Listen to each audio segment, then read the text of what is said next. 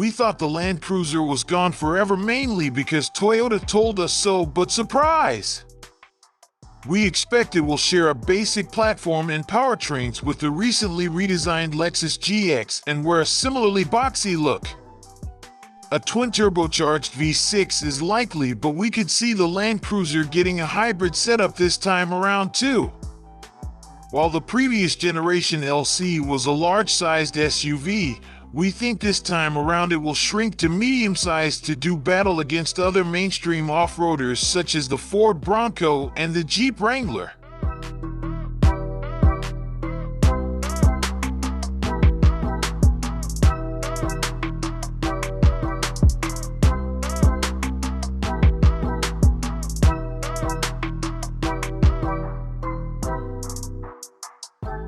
On the inside, the Land Cruiser is more luxurious than ever, and the GR Sport model adds a bit of red leather spice for good measure.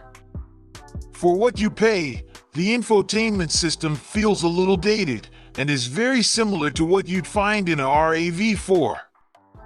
Apple CarPlay and Android Auto are both standard, which makes things easier to use. For our time with the Land Cruiser, driven racked up some decent mileage through a trip down to Hamilton, a trip down to Taupo, and an off-road escapade in West Auckland. On the road, the Land Cruiser feels very planted, but seems to wander within the lane, and the lane keep assist system doesn't help this.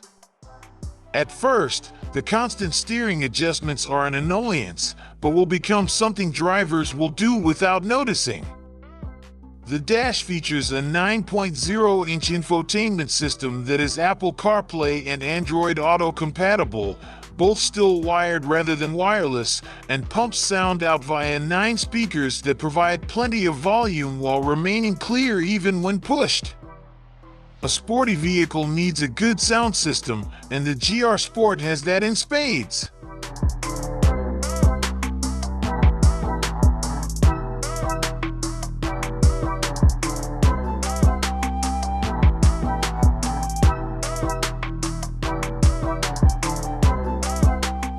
Second row seating is both comfortable and spacious, with my nearly 2-meter lanky frame having no space issues when seated in the back with the driver's seat set to my preferred position.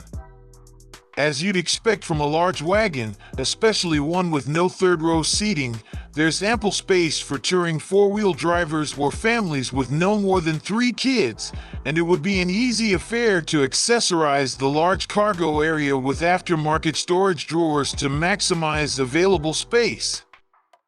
One peeve with this model compared to the previous 200 series Land Cruiser is the single-piece tailgate. The split tailgate offered in the 200 series Cruiser provided a handy table space for preparing a meal or a spot to sit and is much missed.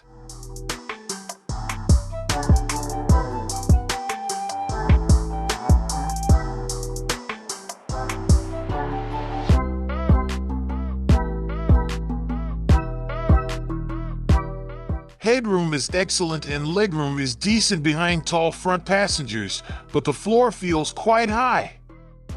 That means long-legged rear passengers are left feeling like their knees are around their ears and makes it hard to stretch out on long trips.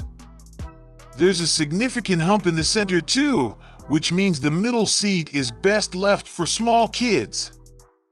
Speaking of towing, while we didn't hitch up a van for this test, the GR Sport offers a 3,500 kilograms towing capacity, and we have towed a large Kedron caravan with the LC Prado platform before.